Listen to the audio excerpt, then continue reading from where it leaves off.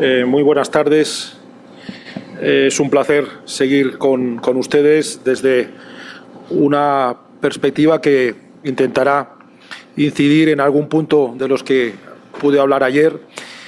y que espero que les sea de utilidad. A un punto más concreto que ha dado lugar a una jurisprudencia que, según me contaba Álvaro, es parecida a la que tienen ustedes en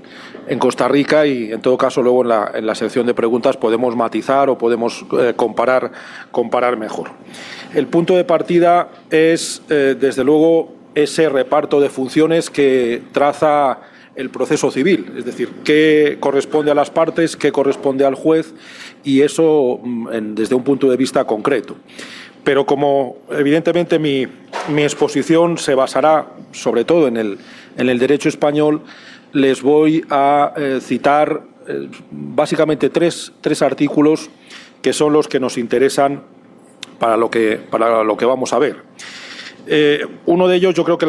ya hicimos referencia ayer, el principio de justicia rogada, del que habla el artículo 216 de nuestra Ley de Enjuiciamiento Civil, que ayer lo citaba respecto a la aportación de prueba, y hoy sobre todo lo voy a citar como manifestación del principio dispositivo, es decir, corresponde a las partes el introducir en el proceso sus pretensiones y el fundamento de esas pretensiones. El problema con el que nos vamos a encontrar en lo que vamos a tratar es hasta dónde llega esa necesidad de aportar el fundamento y hasta dónde puede llegar el juez con la aplicación del principio iura novit curia, es decir, relación entre el juez y el objeto del proceso en definitiva. Por lo tanto, el artículo 216 dice que los tribunales civiles decidirán los asuntos en virtud de las aportaciones de hechos, pruebas y pretensiones de las partes, excepto cuando la ley disponga otra cosa en casos especiales. Nada nuevo, nada del otro mundo, que se complementa desde el punto de vista de la sentencia en el artículo 218 al establecer el principio de congruencia, la congruencia entre lo que las partes han pedido, entre las pretensiones de las partes y lo que el tribunal ha concedido. El 218 es el artículo que trata este asunto de la congruencia y específicamente nos interesa el párrafo en el que se dice que el tribunal, sin apartarse de la causa de pedir, acudiendo a fundamentos de hecho o de derecho distintos de los que las partes hayan querido hacer valer, resolverá conforme a las normas aplicables al caso, aunque no hayan sido acertadamente citadas o alegadas por los litigantes. Es decir, el principio dispositivo nos dice que son las partes que, en el ejercicio de su autonomía de la voluntad, deciden plantear una cuestión en materia disponible al órgano jurisdiccional, y el órgano jurisdiccional aplicará las normas jurídicas que correspondan. Eso sería la formulación genérica del asunto. Ya la jurisprudencia desde hace tiempo ha intentado flexibilizar, y desde luego lo ha hecho, diciendo que la congruencia no debe entenderse en un sentido estricto. Dice literalmente, por ejemplo, una sentencia de 2008 del Tribunal Supremo, que la congruencia no requiere una correlación literal entre el desarrollo dialéctico de los escritos de las partes y la redacción de la sentencia. No hay que ser formales en esa exigencia de correlación o de congruencia entre lo que han aportado las partes y la decisión del juez acerca de esas pretensiones de las partes. El principio de congruencia no se vulnera por el hecho de que los tribunales basen sus fallos en fundamentos jurídicos distintos de los aducidos por las partes. Sin embargo, la falta de consideración expresa o tácita en la sentencia de alguno de los motivos de nulidad, de suficiente entidad y sustantividad esgrimidos por la parte demandante puede ser también determinante de la incongruencia de la sentencia. Es decir, aquí ya empezamos a ver que hay matices. Es verdad que debe haber esa congruencia, pero, es decir, los hechos, las peticiones vienen de las partes, vienen de la parte demandante, pero el juez tiene esa posibilidad, esa cierta discrecionalidad en algunos asuntos y no debe interpretar esa materia de forma rígida, de forma completamente rígida. En otra sentencia de 2008,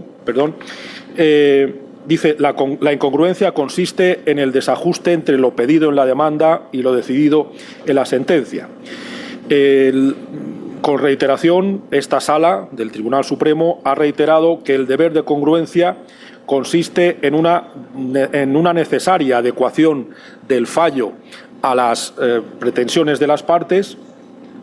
y sin que, eso sí, se exija una estricta y absoluta identificación entre ellos, sino más bien una adecuación racional y flexible, en la misma línea de interpretación no formalista, de interpretación flexible. Basta con que se dé la racionalidad lógica y jurídica necesaria y una adecuación sustancial o una unidad conceptual y lógica sin que se haya alterado sustancialmente la pretensión procesal.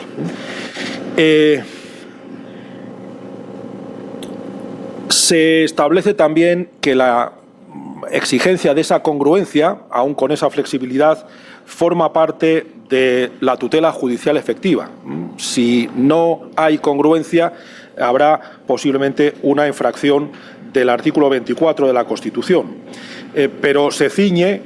dice otra sentencia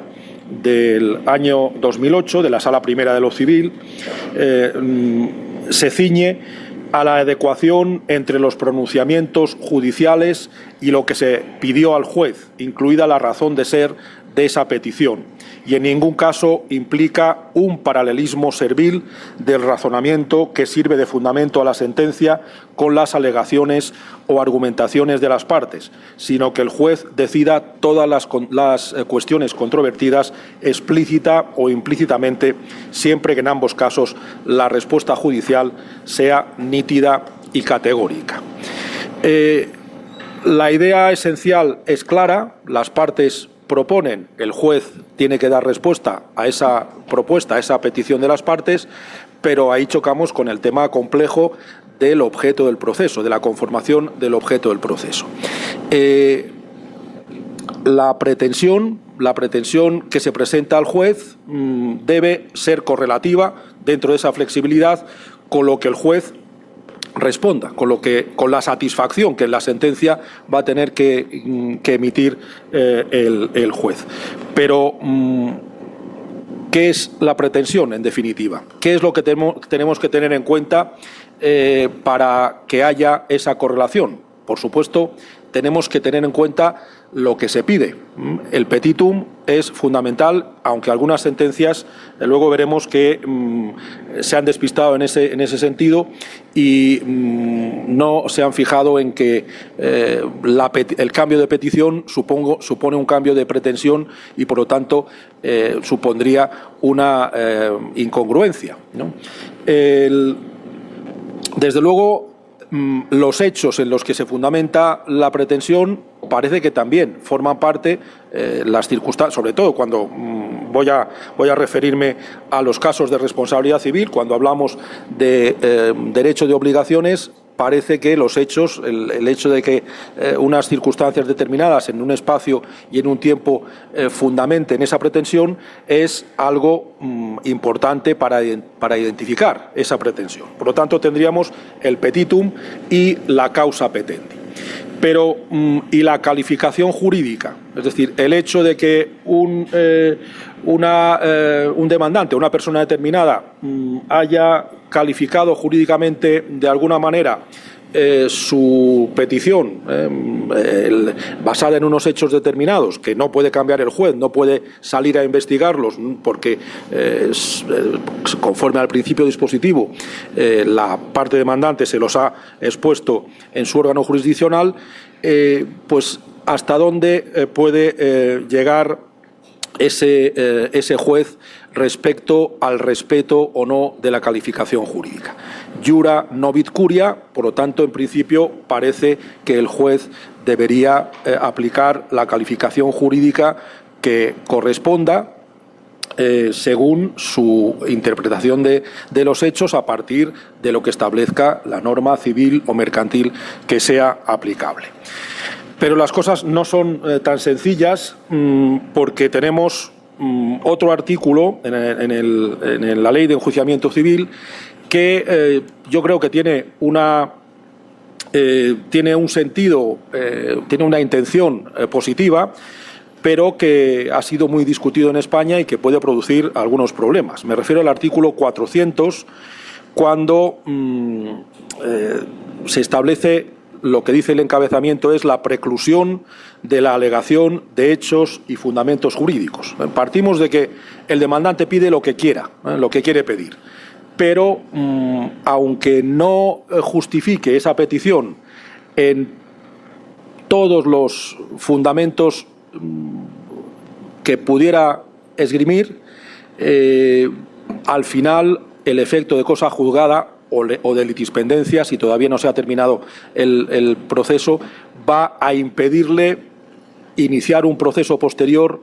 con la misma petición, pero con fundamentos distintos. Voy a leer el artículo 400. Cuando lo que se pida en la demanda pueda fundarse en diferentes hechos, supongamos que pedimos la nulidad de un determinado negocio jurídico. Cuando lo que se pida en la demanda pueda fundarse en diferentes hechos o en distintos fundamentos o títulos jurídicos, habrán de aducirse en ella cuantos resulten conocidos o puedan invocarse al tiempo de interponerla, sin que sea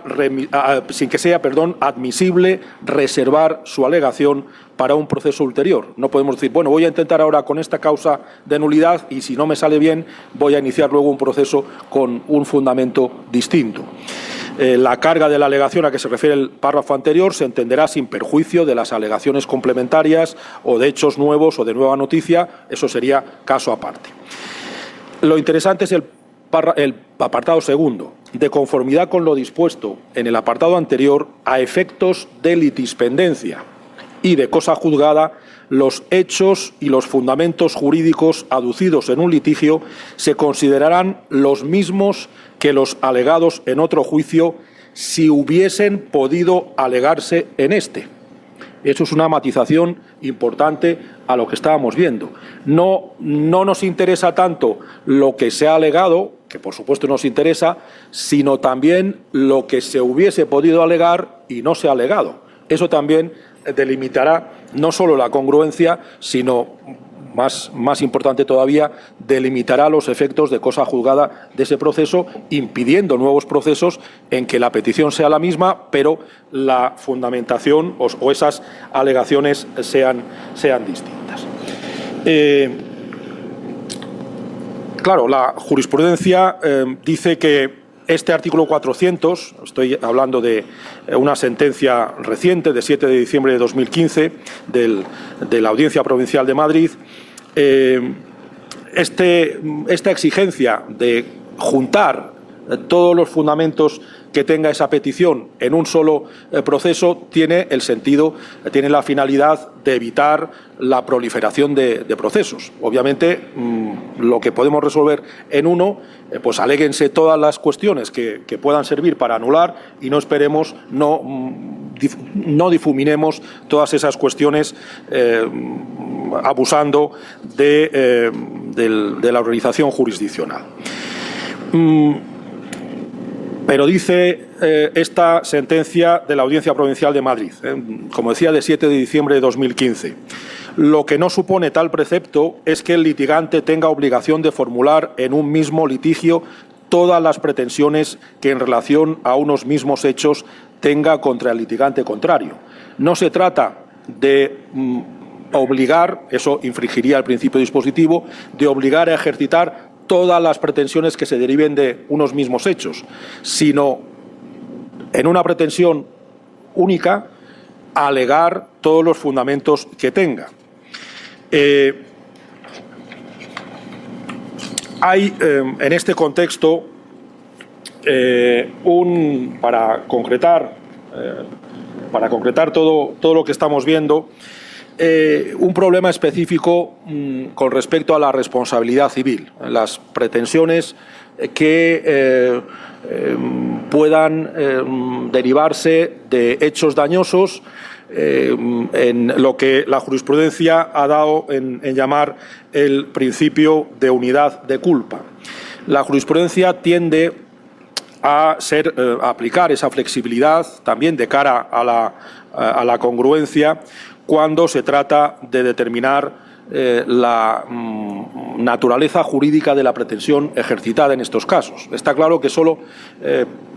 nos interesa el ejercicio de una pretensión y la alegación de los distintos fundamentos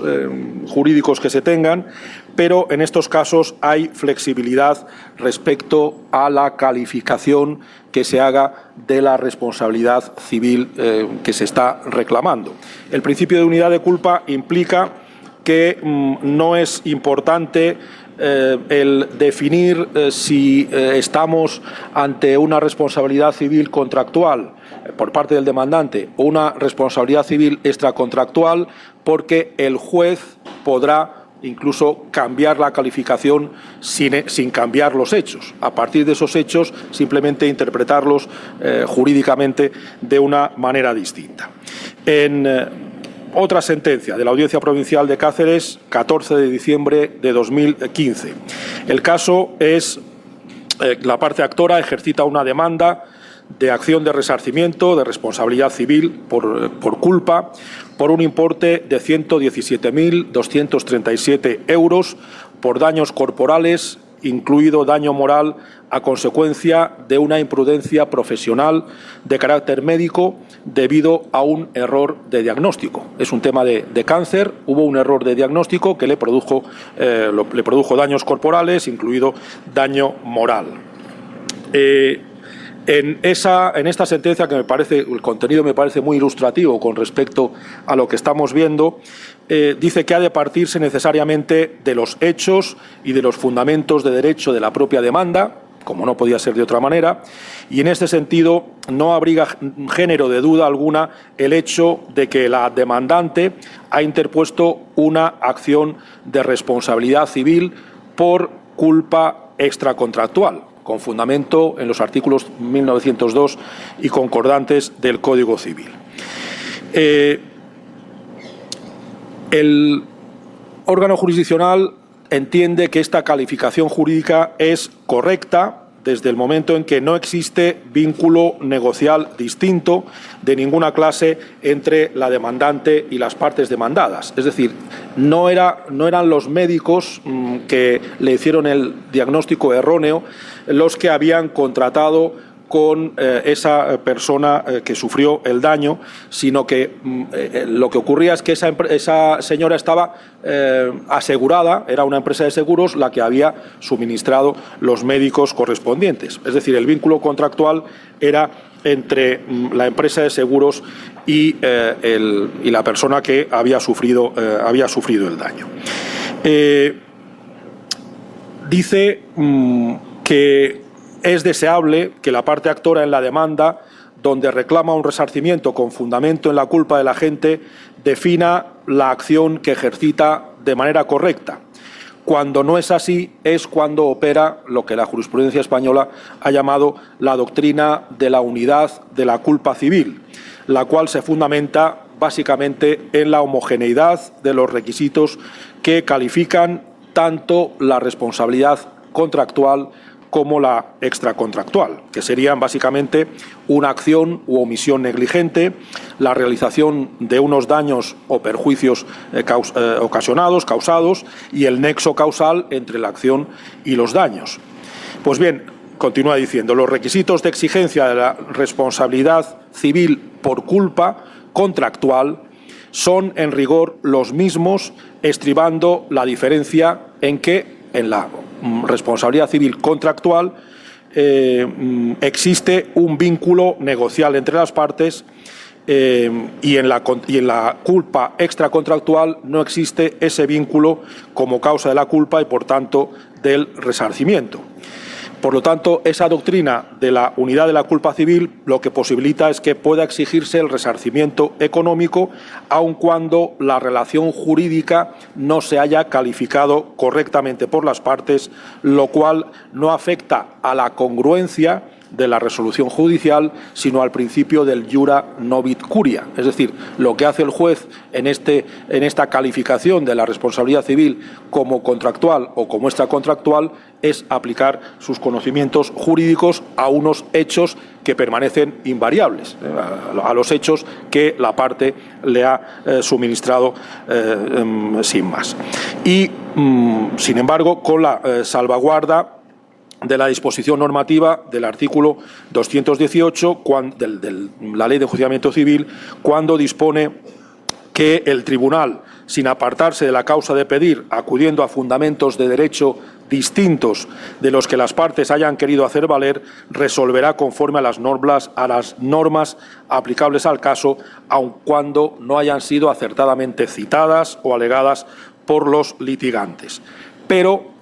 la doctrina jurisprudencial no permite la mutación de la naturaleza jurídica de la acción ejercitada para evitar la aplicación de la prescripción de la acción. Claro, la responsabilidad contractual no tiene el mismo régimen que la responsabilidad extracontractual y, por lo tanto, lo que no se puede pedir al juez es que altere esa interpretación del derecho simplemente para intentar conseguir unos plazos de prescripción más beneficiosos.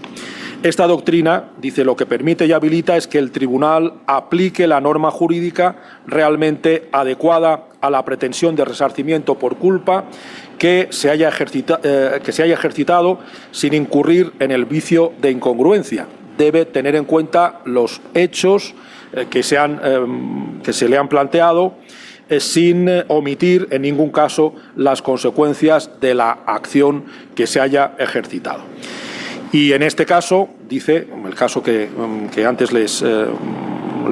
esbozaba, la acción ejercitada en la demanda ha sido calificada de forma correcta por la parte actora como una acción civil de responsabilidad por culpa extracontractual sujeta al plazo de prescripción que establece el Código Civil. Resulta incuestionable la circunstancia de que, frente a los facultativos y centros médicos sanitarios del cuadro médico de la compañía de seguros, únicamente podía accionar la actora en reclamación del resarcimiento económico por culpa a través de una acción de responsabilidad civil extracontractual, por el simple hecho de que no existe vínculo negocial alguno entre la actora y las partes demandadas. Ha sufrido un daño de un tercero respecto a esa relación contractual que tiene la persona enferma con la aseguradora que tiene la obligación de suministrarle los médicos que le hagan el diagnóstico exigido. En definitiva, de notable interés, dice esta sentencia, a los efectos de determinar la diferencia entre la responsabilidad civil por culpa contractual y la responsabilidad civil por culpa extracontractual, es la sentencia de 4 de marzo de 2009 de la Sala Primera del Tribunal Supremo, cuando establece que la distinción entre ambos tipos de responsabilidad civil impone que la contractual alcanza únicamente a los daños por los que reclama el comprador en relación con el contenido y dentro de la reglamentación del contrato, en este caso de compraventa, pero no puede ampliarse arbitrariamente el alcance de la responsabilidad nacida del contrato, apelando a la existencia de daños cuyo alcance resulta ajeno a la órbita del contrato. Esa sería, por lo tanto, la clave. Dice, es aplicable el régimen, con esto acabo, de la responsabilidad extracontractual, aunque exista relación obligatoria previa cuando el daño no haya sido causado en la estricta órbita de lo pactado. Es decir, no basta con que haya un contrato para que la responsabilidad civil sea contractual, sino que el daño se tiene que haber producido en la estricta órbita de lo pactado por tratarse de daños ajenos a la naturaleza del negocio, aunque hayan acaecido en la ejecución jurídica del mismo. Es decir, todo esto son algunas matizaciones a esas reglas que aparecen en el 216, 218 y el novedoso 400 de la Ley de Enjuiciamiento Civil. Muchas gracias por su atención.